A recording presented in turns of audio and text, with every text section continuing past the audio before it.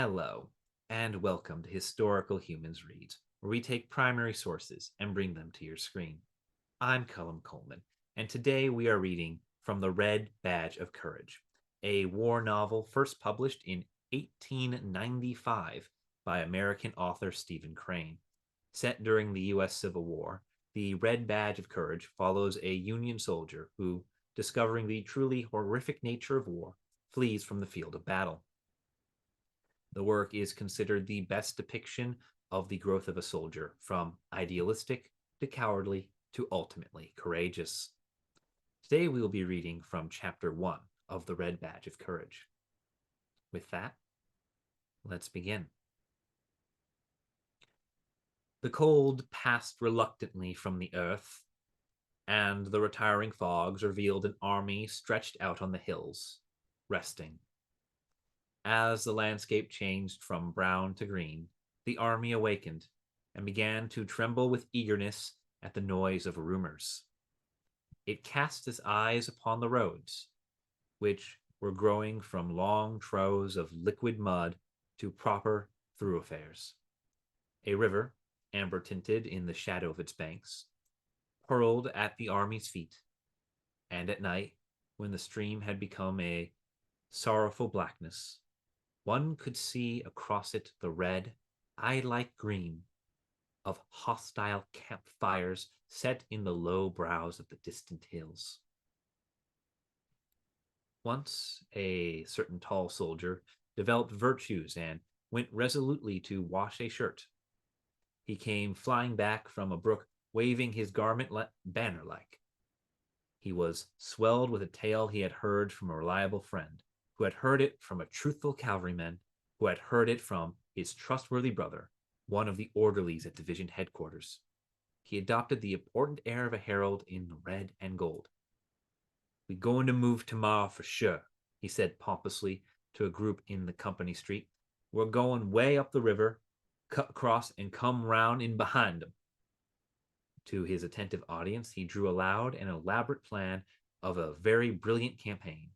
When he had finished, the blue-cloth men scattered into small arguing groups between the rows of squat brown hunts.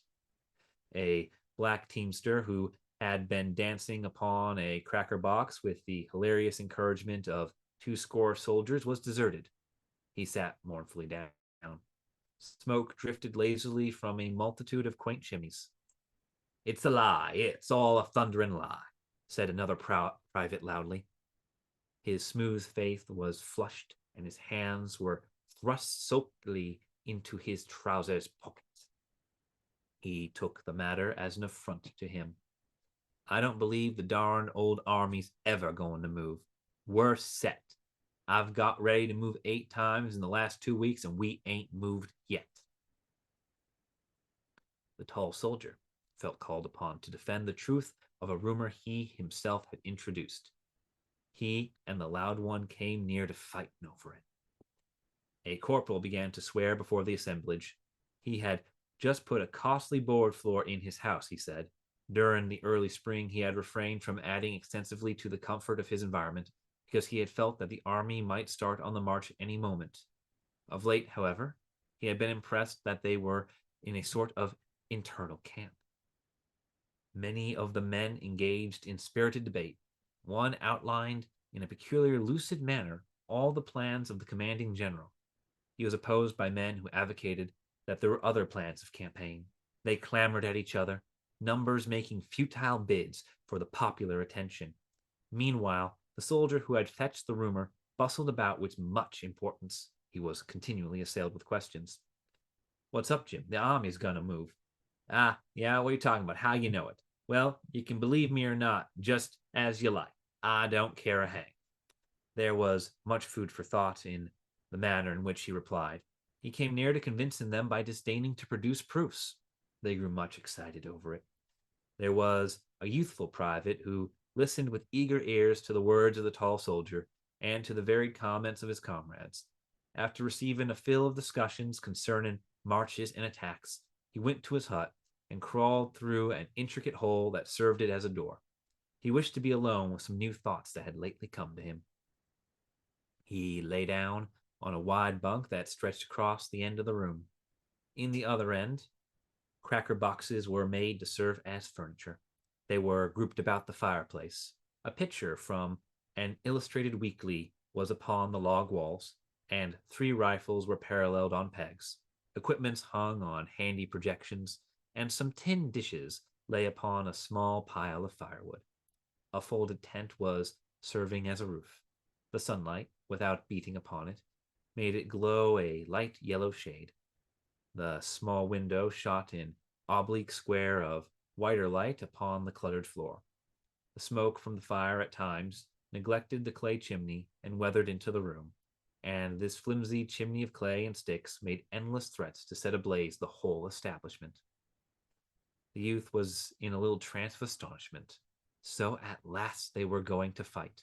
On the morrow, perhaps, there would be a battle, and he would be in it. For a time he was obliged to labor to make himself believe. He could not accept with assurance an omen that he was about to mingle in one of those great affairs of the earth. He had, of course, dreamed of battles all his life, of vague and bloody conflicts that had thrilled him with their sweep and fire. In visions he had seen himself in many struggles. He had imagined peoples secure in the shadow of his eagle-eyed prowess. But awake, he had regarded battles as crimson blotches on the pages of the past. He had put them as things of the bygone, with his thought images of heavy crowns and high castles. There was a portion of the world's history which he had regarded as the time of wars. But it, he thought, had long gone over the horizon and disappeared forever. From his home, his youthful eyes had looked upon the war in his own country with distrust. It must be some sort of play affair. He had long despaired of witnessing a Greek-like struggle. Such would be no more, he had said. Men were better, or more timid. Secular and religious education had effaced the throat-grappling instinct, or else firm finance held it in check the passage. He had burned several times to enlist. Tales of great movements shook the land. They might not be distinctly Homeric, but there seemed to be much glory in them. He had read of marches, sieges, conflicts, and he had longed to see it all. His busy mind had drawn for him large pictures, extravagant in color, lurid with breathless deeds. But his mother had discouraged him. She had affected to look with some contempt upon the quality of his war ardor and patriotism. She could calmly seat herself, and with no apparent difficulty give him many hundreds of reasons why he was of vastly more importance to the farm than on the field of battle. She had had certain ways of expression that told him that her statements on the subject came from a deep conviction. Moreover, on her side, was his belief that her ethical motive in the argument was impregnable. At last, however, he had made firm rebellion against this yellow light thrown upon the color of his ambitions. The newspapers, the gossip of the village, his own picturings had aroused him to an uncheckable degree. They were, in truth, fighting finely down there. Almost every day the newspaper printed accounts of a decisive victory. One night, as he lay in bed, the winds had carried to him the clanging of the church bell as some enthusiast jerked the rope frantically to tell the twisted news of a great battle. This voice of the people rejoicing in the night had made him shiver in a prolonged ecstasy of excitement. Later, he had gone down to his mother's room and spoken thus: "Ma, I'm going to enlist." "Henry, don't be a fool," his mother replied. She had then covered her face with the quilt. There was an end to the matter for that night. Nevertheless, the next morning he had gone to a town that was near to his mother's farm and had enlisted in a company that was foreman there. When he returned home, his mother was milking the brindle cow. 4 others stood waiting. "Ma, I've enlisted," he had said to her diffidently. There was a short silence. "The Lord's will be done, Henry," she had finally replied, and then continued to milk the brindle cow. When he had stood in the doorway with his soldier's clothes on his back and the light of excitement and expectancy in his eyes, almost defeating the glow of regret for the home bonds, he had seen 2 tears leaving their trails on his mother's scarred cheeks. Still, She had disappointed him by saying nothing whatever about returning with his shield or on it. He had privately primed himself for a beautiful scene. He had prepared certain sentences which he thought could be used with touching effect, but her words destroyed his plans. She had doggedly peeled potatoes and addressed him as follows: "You watch out, Henry, and take good care of yourself in this here fighting business. You watch and take good care of yourself. Don't go a thinking you can lick the whole rebel army at the start, because you can't.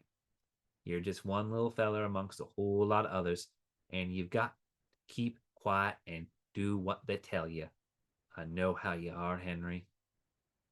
I've knit you 8 pairs of socks, Henry, and I've put in all your best shirts, because I want my boy to be just as warm and comfortable as anybody in the army. Whenever they get holes in them, I want you to send them right away back to me so I can knit them again. And alas, be careful and choose your company. There's lots of bad men in the army, Henry. The army makes them wild, and they lack nothing better than the job of leading off a young feller like you, as they never been away from home much, and has allus had a mother, and leaning 'em to drink and swear. Keep clear of them folks, Henry. I don't want you to ever do anything, Henry, that you would be ashamed to let me know about. Just think as if I was watching you. If you keep that in mind, lass, I guess you'll come 'bout right. You must always remember your father too, child, and remember that he never drunk a drop of liquor in his life and seldom swore to cross an oath. I don't know what else to tell you, Henry, excepting that ye must never do no shirking, child, on my account. So, be a time comes when ye have to kill or do a mean thing, why, Henry, don't you think anything except what's right. Because there's many a woman who has to bear up against such things in these times, and the Lord will take care of us all. Don't forget about the socks and shirt, child. I've put a cup of blackberry jam with your bundle, because I know you like it above all things. Goodbye, Henry. Watch out and be a good boy." He had, of course, been impatient under the ordeal of this speech. It had not been quite what he had expected, and he had borne it with an air of irritation. He departed feeling vague relief. This has been an excerpt from the Red Badge of Courage on Historical Humans Reads. If you enjoyed this video and would like to hear more excerpts from original texts, please subscribe to be notified of the next one. If there's a work you would like to hear, be sure to like the video and leave a comment listing it below. Thank you for listening.